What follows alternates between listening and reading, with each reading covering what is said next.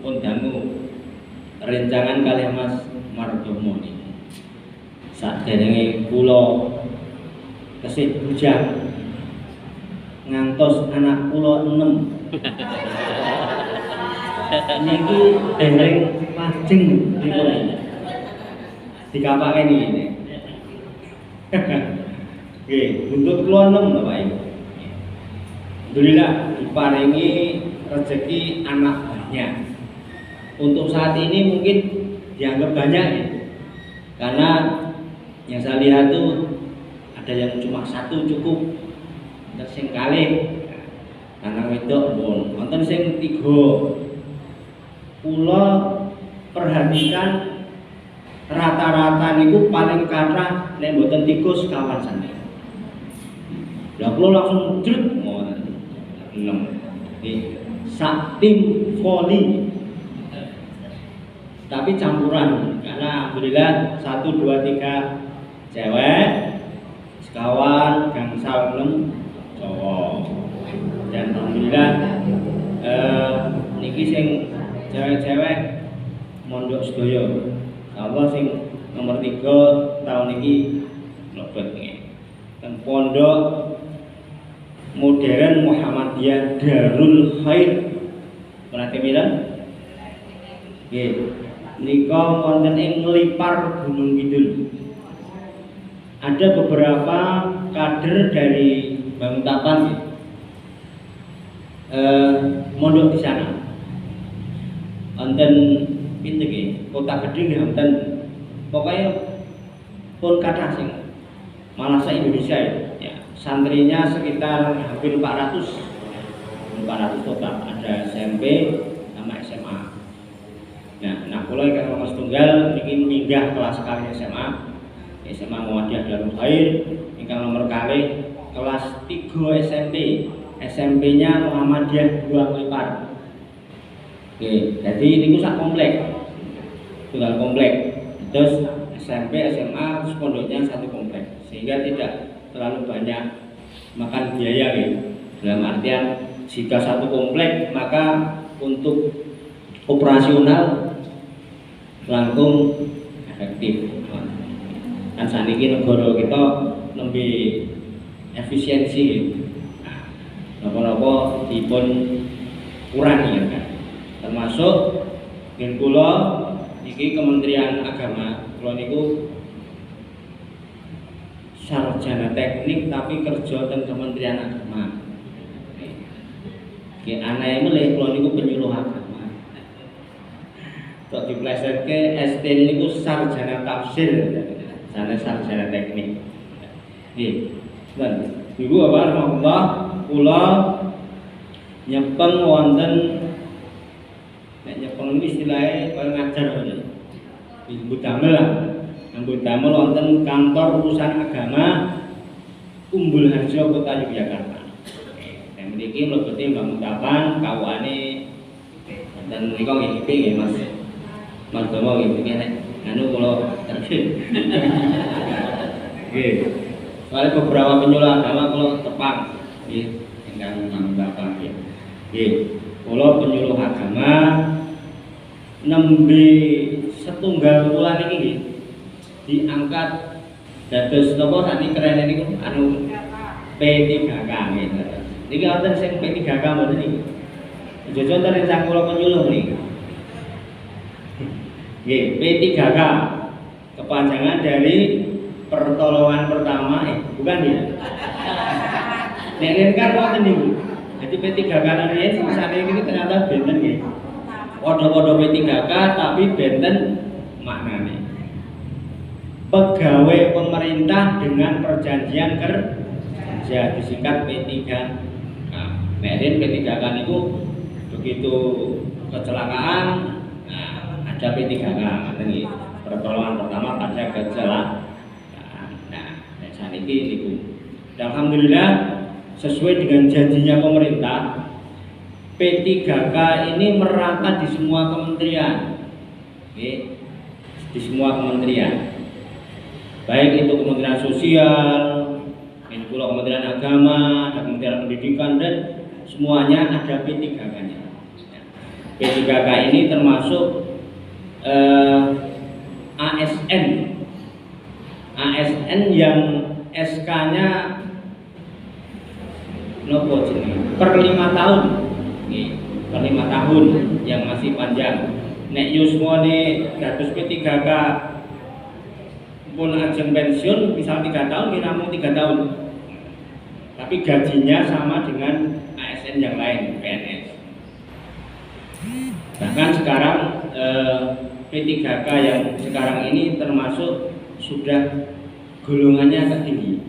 Jadi ketika diangkat P3K dan kula niki S1, golongannya pun di situ tertera golongan 9. Golongan 9 itu nek di ASN niku 3A. Masalah bulan-bulan kula ngertos nembe mlebet niki nggih. Nembe. Nah, Bapak rahmatullah nggih. Dalu punika pesene Mas Mardomo ampun sing abot-abot. Gitu. Nggih. Kula nggih ngobrol via WA kali Mas Mardomo nggih. Sami, aku yo nek abot-abot yo ora iso Mas. Kula saged enteng enteng kados wong iki. Iki kula ngeten nggih. Pinten? Bobote 69 kilo. Mas Mardomo pinten? 62. 72 apa 62? 62. Iki nek mungkin jenengan pengrabi enggak. Ceritanya mboten nek 62. Gila. Baik. Oke. Sebelum masuk ke materi, saya ingin bernyanyi lagunya Agim. Kemutan Agim, ya, Ustadz kondang dari Jawa Barat ya, yang dulu fansnya adalah ibu-ibu ketika poligami terus domutung kirap nah kok iso nggih Mas dulu seneng banget ini ya. Bahasanya bagus, begitu poligami kok terus do ora remen malih. Baik. Lagunya yang terkenal itu kan Jagalah Hati nggih. Yo. Pun apa? Apa nih alhamdulillah. Kalau malah boten iku lho ngerti. Oke. Yo 1 2 3. Jagalah hati, jangan kau kotori. Jagalah hati, lentera hidup ini. Jagalah hati, jangan kau nodai. Jagalah hati, cahaya ilahi. Terus terusannya apa nanti? Oke, mungkin jenengan ref ya. Bila hati kian bersih, berpikir pun selalu jernih, semangat pun kian gigih, prestasi mudah diraih. Tapi bila hati busuk, pikiran jahat merasuk, akhlak kian terpuruk, dia jadi makhluk terkutuk.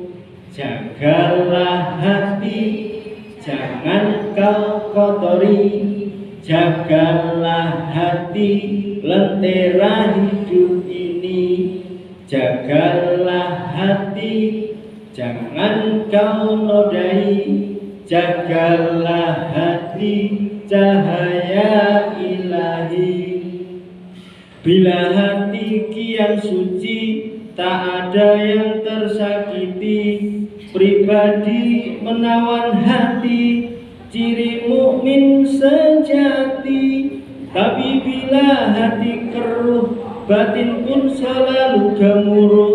Selalu diburu musuh, dengan Allah kian jauh. Jagalah hati, jangan kau kotori.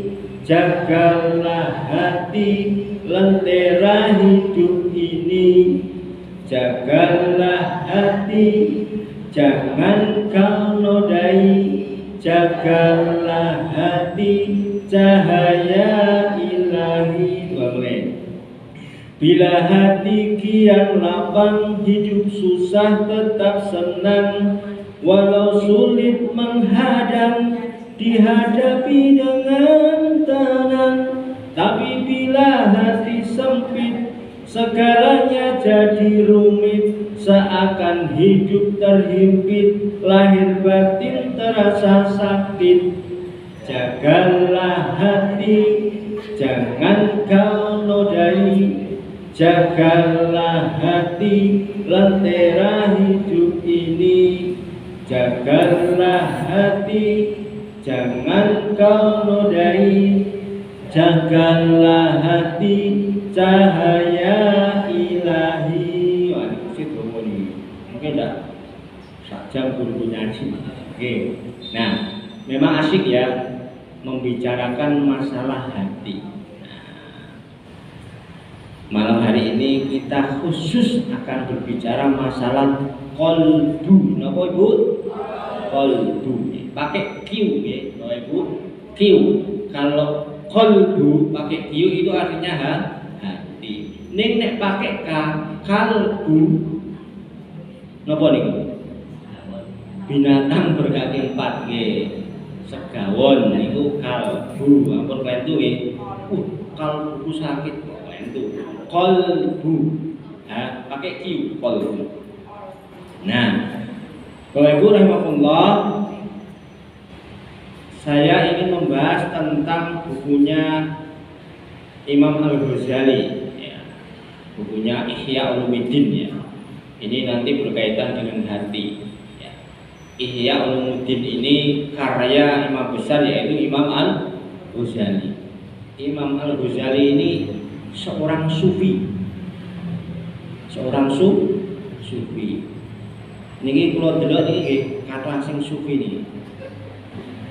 Gitu kok malah guyu ibu ini.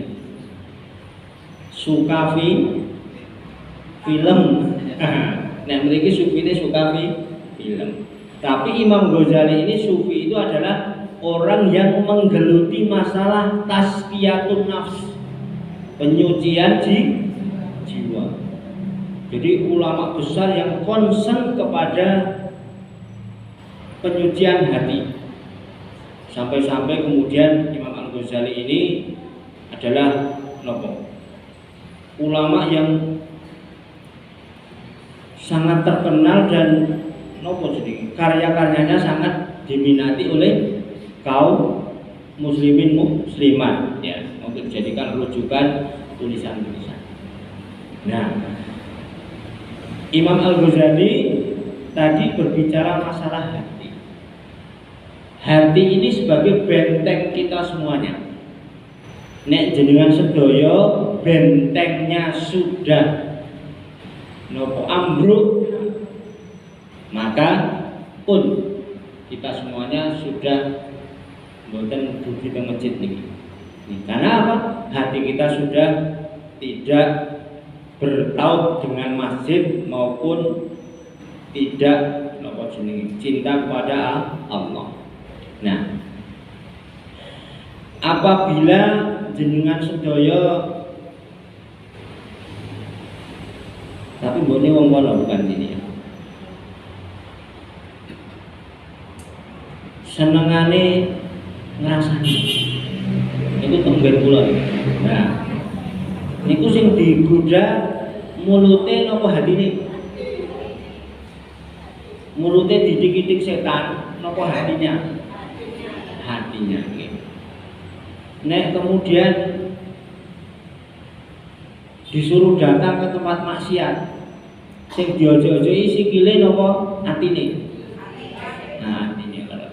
Nah, jadi sebagai benteng kita, maka hati itu harus benar-benar dijaga, jangan sampai seperti kata Agim tadi. Semakin kita busuk, maka semakin terpuruk.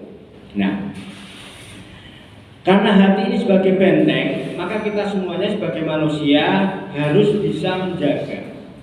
ada banyak ya penyakit hati. Kalau Imam Al-Ghazali di sini menyebutnya adalah pintu-pintu setan. Tadi malam saya sampaikan ke Mas Mardomo, nanti kita berbicara pintu-pintu setan. Kan biasanya kan pintu masjid, pintu gerbang. Nah ini kita berbicara masalah pintu setan. Nah pintu setan ini berawal dari hati.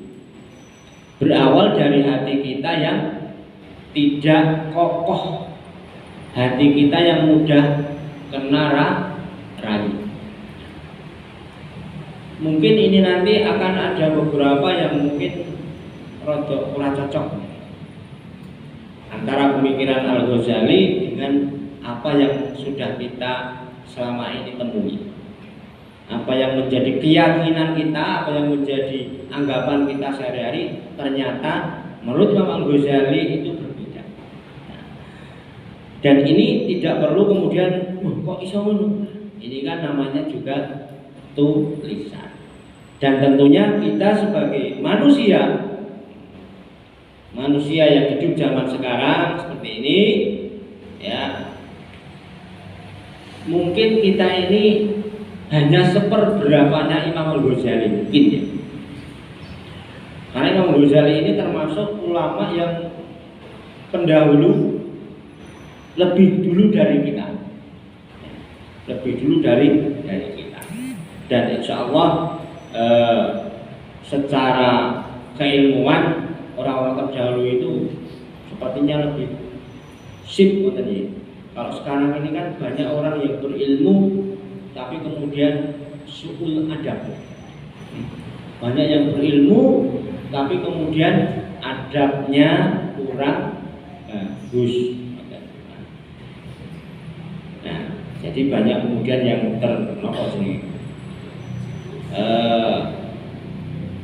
tergusur atau apa jenis. Istilah ini dulu orangnya dipuja-puja, ketika kemudian di suatu kesempatan adabnya kurang bagus, maka oleh netizen kemudian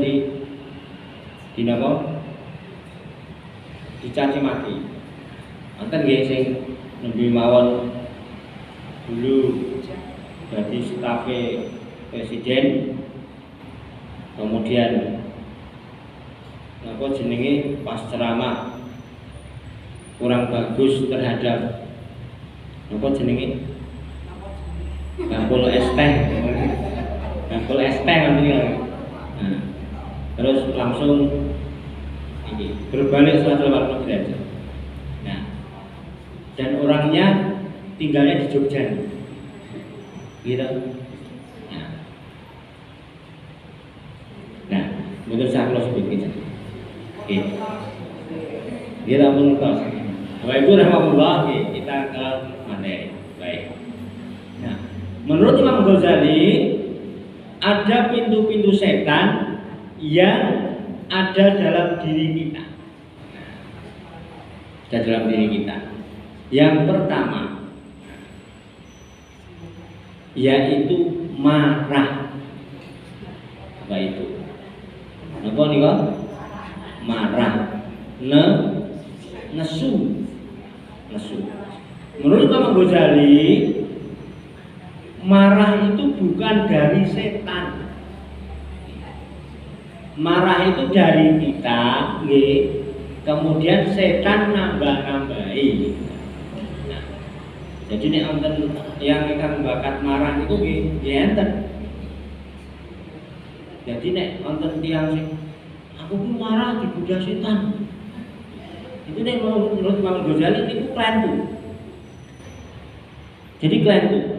Orang marah itu bukan diganggu setan, tapi apa? Orang ini sudah punya bakat marah, kemudian ada pemicunya, kemudian dia marah dan diprovokatori oleh setan. Jadi orang terus setan sing ngitik-ngitik, ayo marah. Nah, makanya wonten ingkang sing sakit napa hipertensi, darah tinggi. Ngoten terus gawene nesu. Nah, kemudian orang yang marah dan sudah dikuasai setan, dalam artian dia marahnya kemudian tidak bisa dikendalikan, ya, saya ora kalap, maka bisa kemudian melakukan apa saja yang kemudian di luar kendalinya. Dan menurut Imam Ghazali, orang marah itu seperti orang yang kena bius. Ya kok iso, bukannya orang di bius itu malah ora iso ngopo-ngopo, bukannya orang di bius itu justru malah lemes, meneng wae.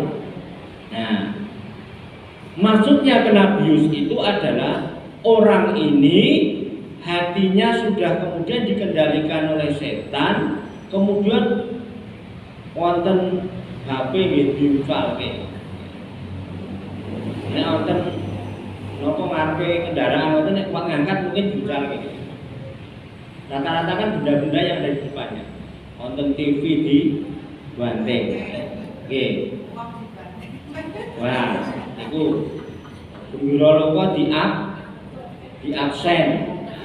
Bisa di sini disebut nah, niki ingkang yang kemudian yang sudah dikuasai oleh setan.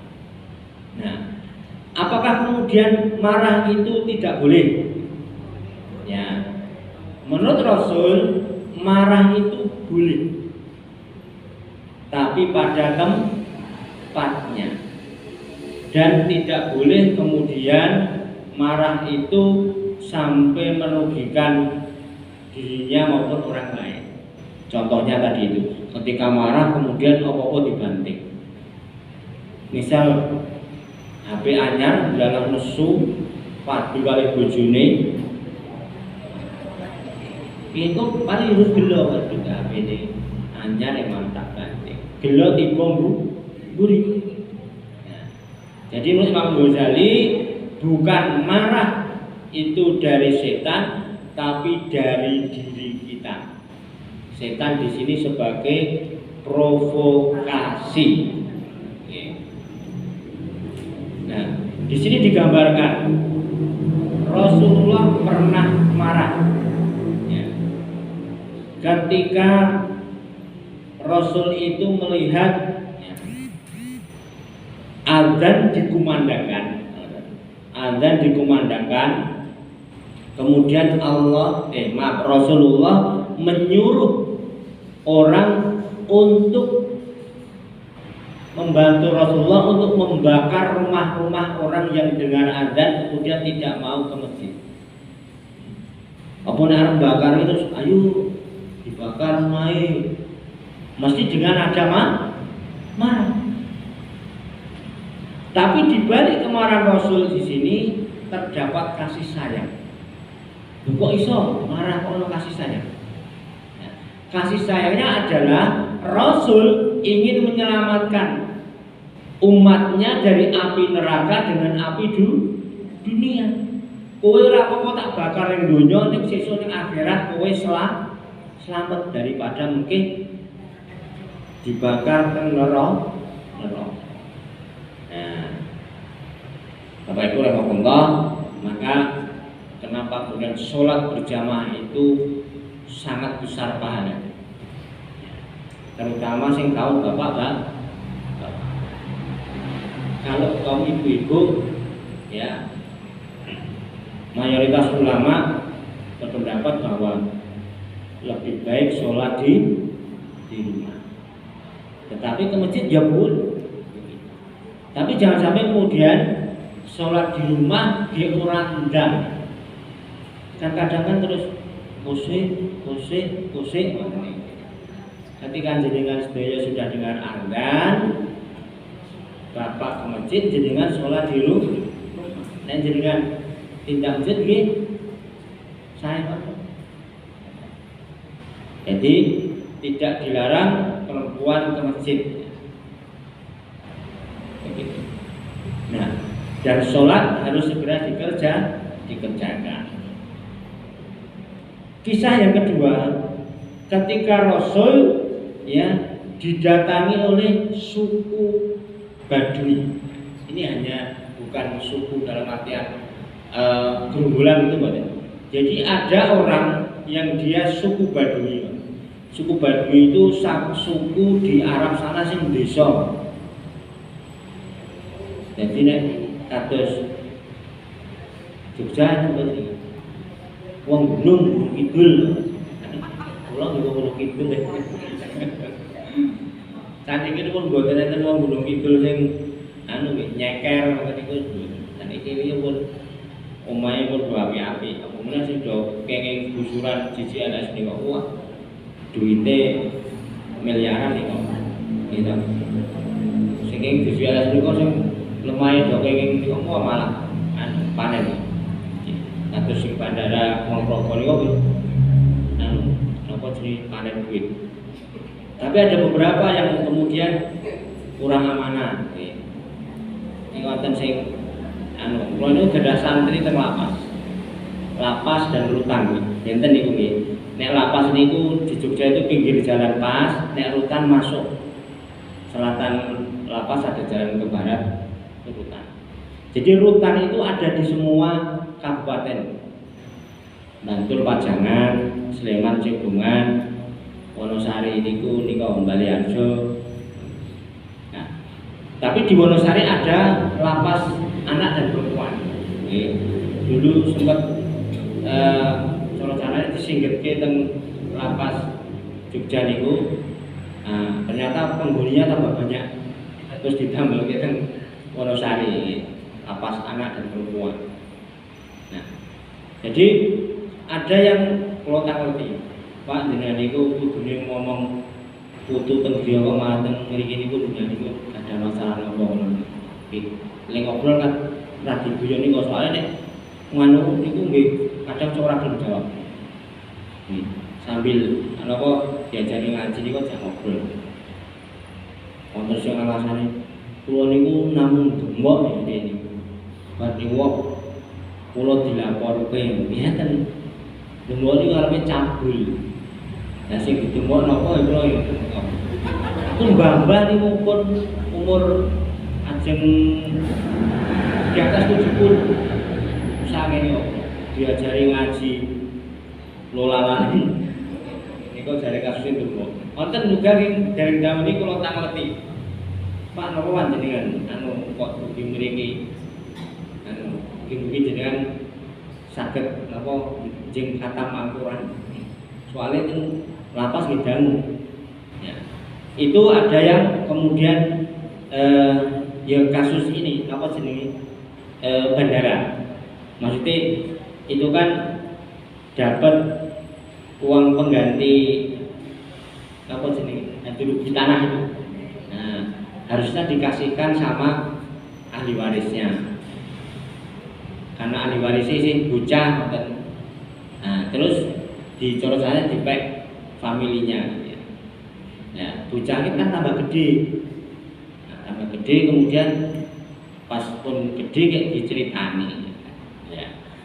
Kudune entuke sak M misal ngene. Kur dikai 1 juta misal. Sing 100 juta temputi diagem keluargane niku keluarga sing mungkin bukan ahli waris. Nah, anak ini kan tambah gede terus akhirnya mengkasuskan.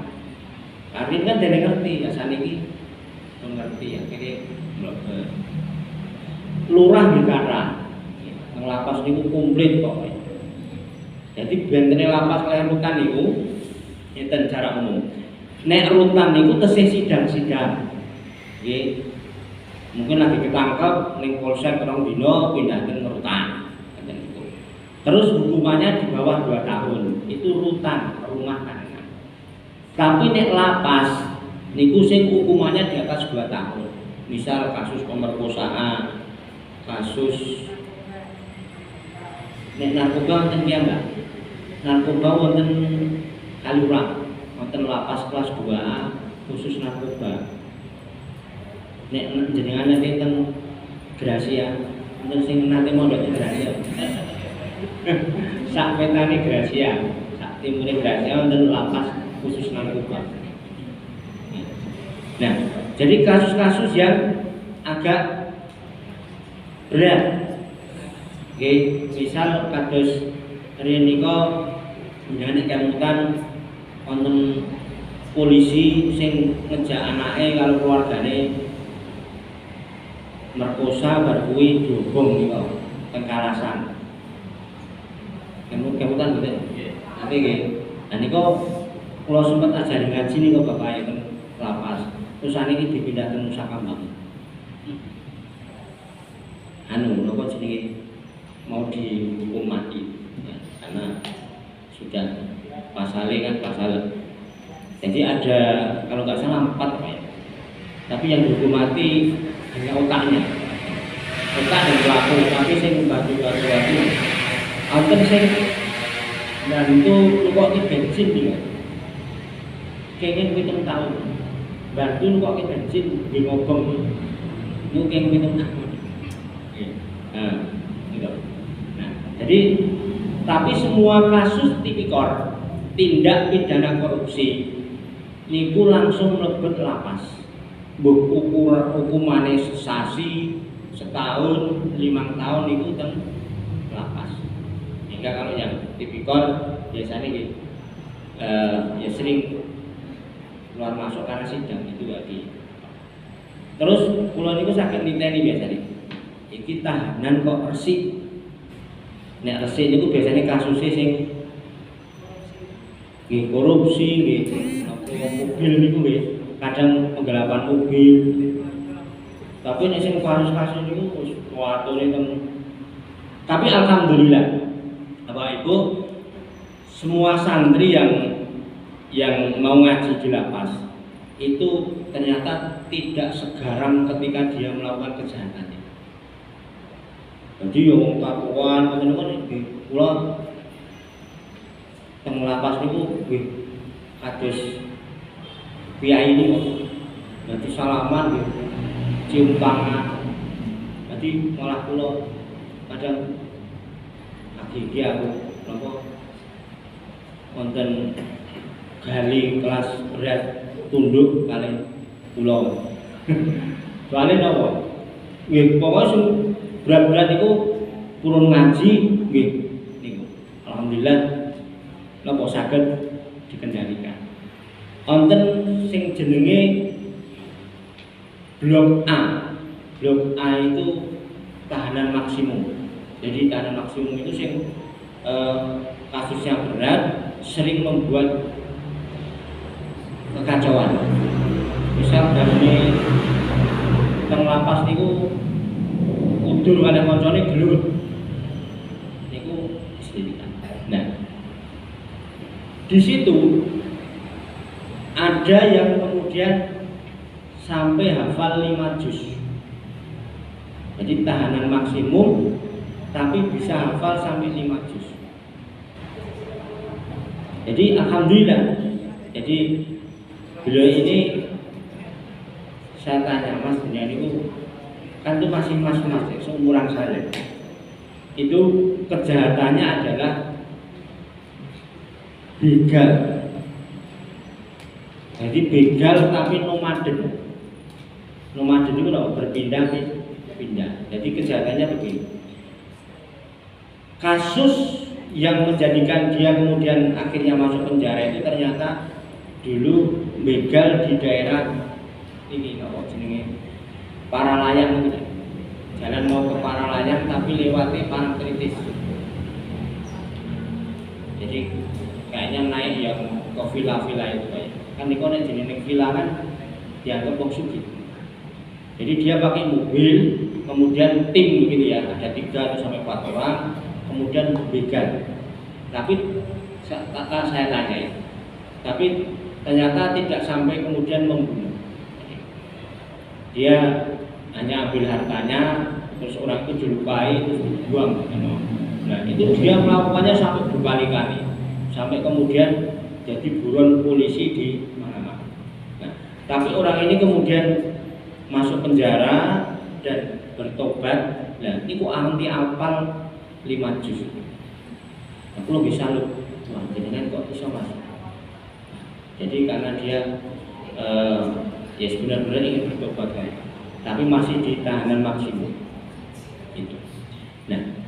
Kembali ke tema.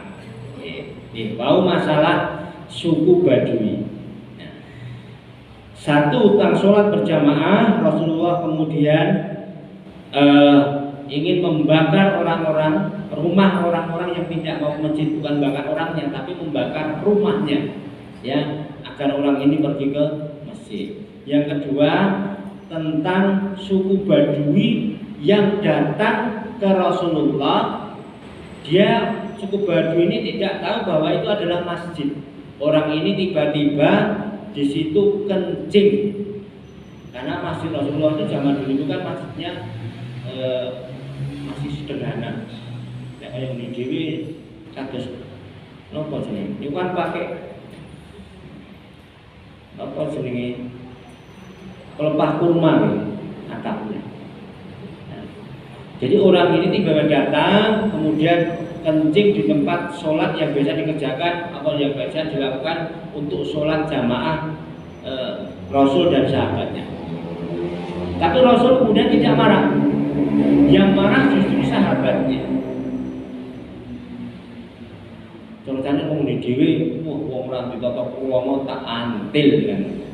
Nah, tapi kemudian Rasul cegah, biarkan orang ini menyampaikan hajatnya dulu, baru nanti kita kasih tahu. Ya. Karena memang tempat untuk sholatnya itu alasnya dari apa? Pokoknya masih pasir. Ketika ada cairan kan langsung meresap. Ya. Itu kan padang pasir. Ya. Akhirnya kemudian orang ini dinasihati. Nah, suku Badui ini dinasihati baik-baik oleh Rasulullah dan sahabat dicegah untuk tidak marah. Dan akhirnya orang ini kemudian bisa bersahabat. Nah, jadi kalau marah itu pada tempatnya. Satu, ya, pintu setan yang pertama adalah marah. Yang kedua, menurut Imam Al-Ghazali, pintu setan yang kedua adalah serakah. Dalam bahasa Arab tamak. Sama dengan marah tadi, orang ini punya bakat serakah. Serakah ini diawali dari rasa suka. Suka dengan harta, suka dengan jabatan. Nek si lanang ya suka dengan wanita. Ini cukup batin, sing wong wedok seneng wong lanang. Jadi diawali dari suka. Kalau rasa suka ini kemudian dipelihara, maka akan menjadi tamak atau serakah. Ada istilah barat namanya love is blind. Napa terjemahane? Cinta itu buta. Dalam bahasa Rasul yang tepat adalah orang yang sudah cinta itu akan membuat hatinya menjadi buta. Jadi yang dibutakan itu hatinya, bukan matanya. Ada apa nih istilah pepatah nih Indonesia nih, nek wong wis cinta niku tai kucing rasa coklat. Nah, jadi wis pokoknya diduduke eleke tetep cinta. Kae ojo karo kae iki gawene cok maling misal. Kae iki gawene cok nyakiti orang lain. Ora, pokoknya aku seneng karo kae. Terus akhirnya ya terus di apa sih?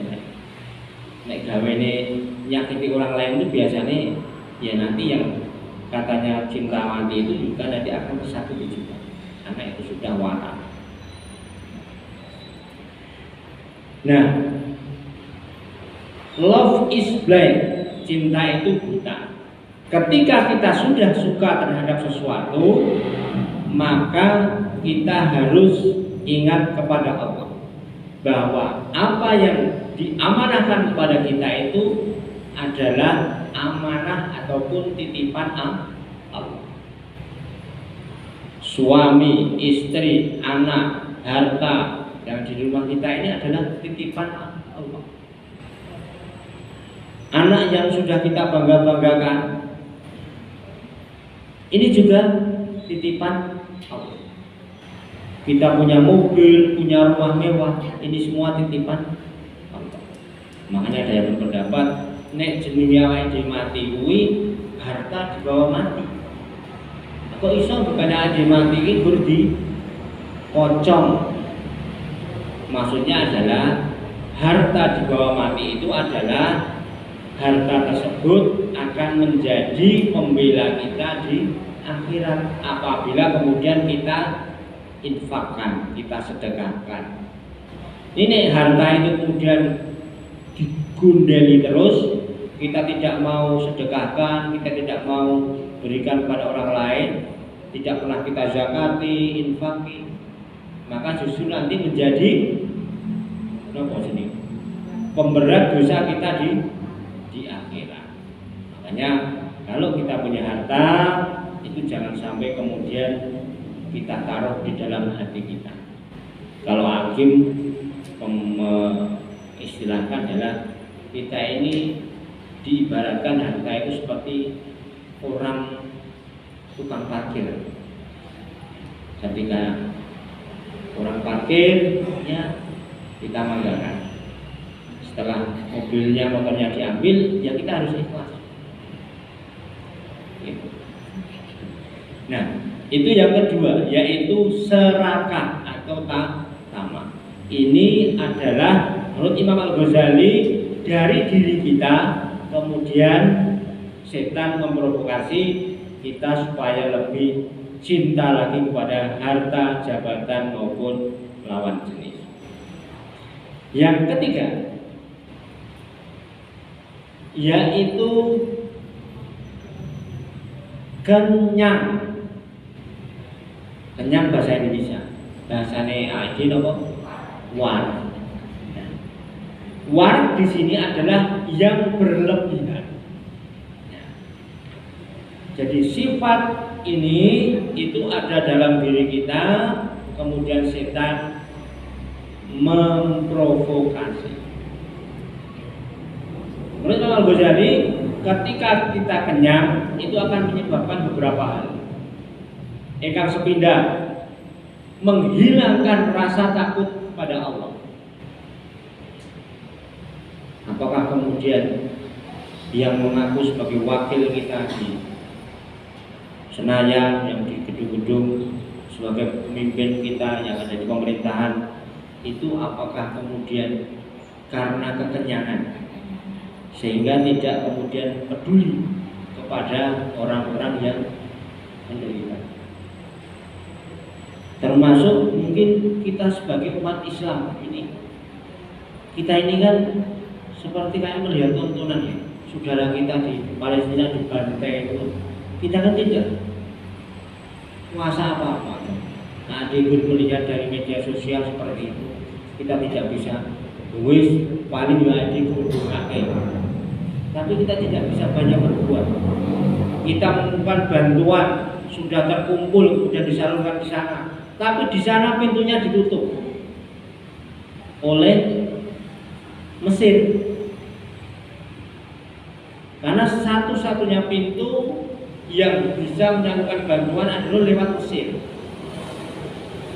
Nah, tapi di Rafah di Mesir sana itu tidak boleh ada bantuan masuk. Dan yang menjaga adalah polisi-polisi Mesir. Jadi kalau kemudian ada negara yang kemudian dulu ya yang diembargo, yang kemudian oleh Amerika nggak boleh menjual maupun, jadi istilah ini kayak dikucilkan ya, Iran kemudian bangkit bisa kemudian bikin rudal, kemudian kemarin bisa meluncurkan ke sana banyak rudal. Itu sebenarnya banyak yang mendukung, termasuk kita. Karena apa? Iran ini dengan tindakan nyata telah melakukan pembelaan bukan hanya lewat doa. Dan alhamdulillah terbukti ternyata Israel yang dibangga-banggakan oleh Israel sendiri, oleh Amerika, bahkan negara-negara di Eropa itu ternyata tidak sekuat yang diceritakan di media sosial. Ternyata bisa ditembus pertahanannya. Ya. Banyak rudal hebat dari Iran yang bisa menggempur bahkan markas senjatanya yang dibangun dekat rumah sakit di Tel Aviv ya, itu bisa dibom, termasuk bandara internasional Ben Gurion itu di Tel Aviv, kalau nggak salah di Tel Aviv ya, kalau nggak di Haifa di Israel bisa dihancurkan oleh Iran. Barangkali ya, mungkin karena hilang rasa takut itu karena kekenyangan tadi. Jadi kan masalah pejabat kita. Jadi wis ora duwe rasa ketika dia pas arep jago, wah. Oh iya ketika jadi kemudian lalu. Yang kedua,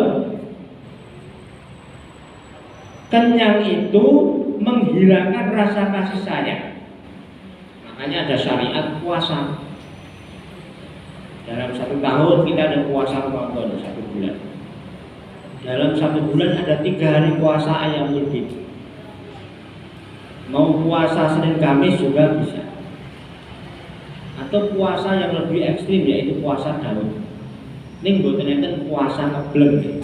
Mboten enten puasa 40 hari 40 malam. Itu ajaran sesat.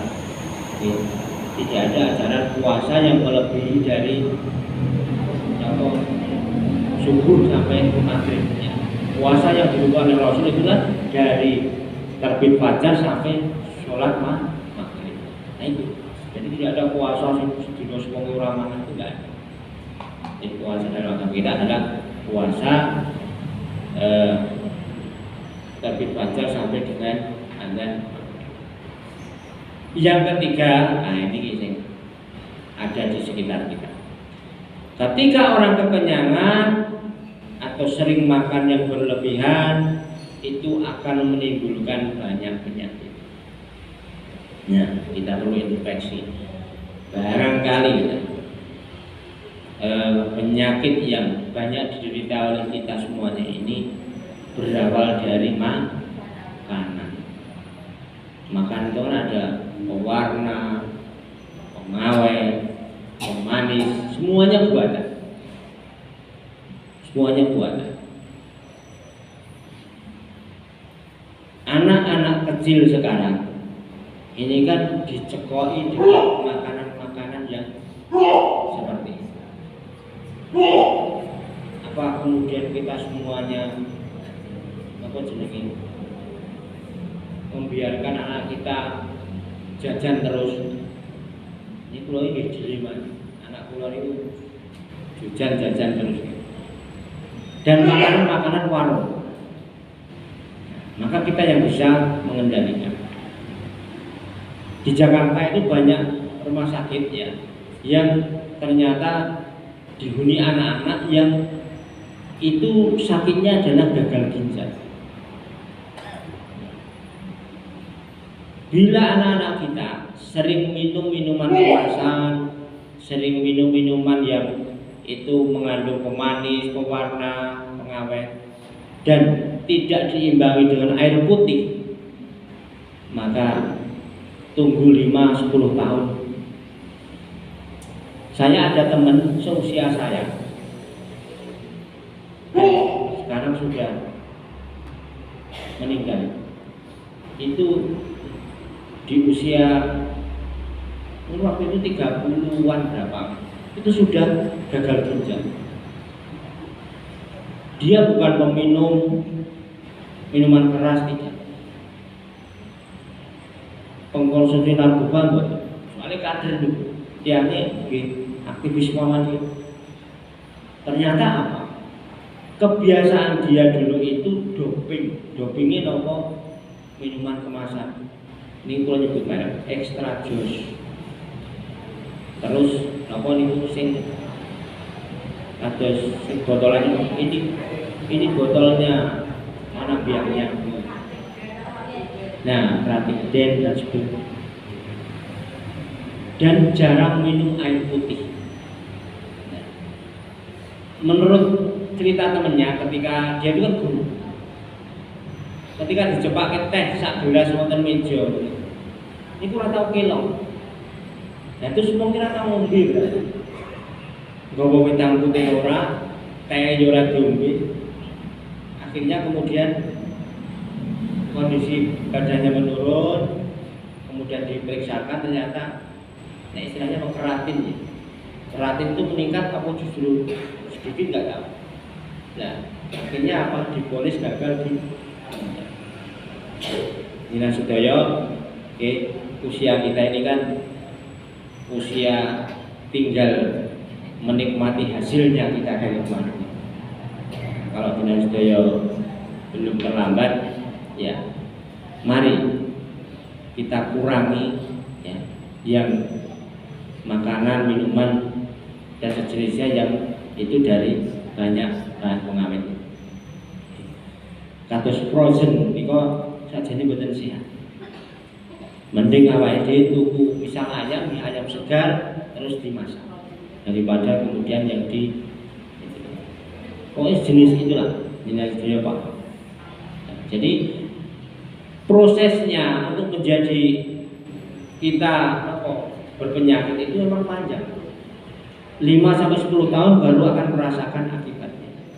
Nah, jadi dari sekarang mungkin anak kita, cucu kita, ya kita jaga. Termasuk minumnya kita kontrol, makanannya juga diusahakan yang sehat, ya, dibiasakan sayur, yang dibiasakan lodeh. Kulitnya lodeh itu kan damu-damu jadi untuk saya. Gitu. Ini jari ini saya ingat saya ini ternyata sebenarnya di situ ada penyakit. Oke. Nah ini ya kenyang ya. Ini kesehatan karena pun jam show. Insya Allah kita lanjutkan di pertemuan yang lain.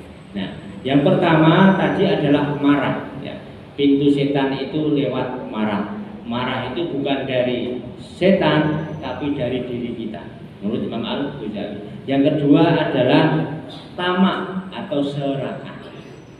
Sama serakah ini bukan dari setan tapi dari diri kita, kemudian setan menjadi provokator. Yang ketiga adalah terlalu banyak makan, terlalu kenyang ya. Ini selain banyak penyakit juga akan menimbulkan tadi banyak hal yang merugikan kita. Masih banyak yang lain. Mudah-mudahan kita bisa lanjutkan di pertemuan lain. Nah, Bapak Ibu rahimahullah, ya, sebelum kita tutup, saya ada pantun.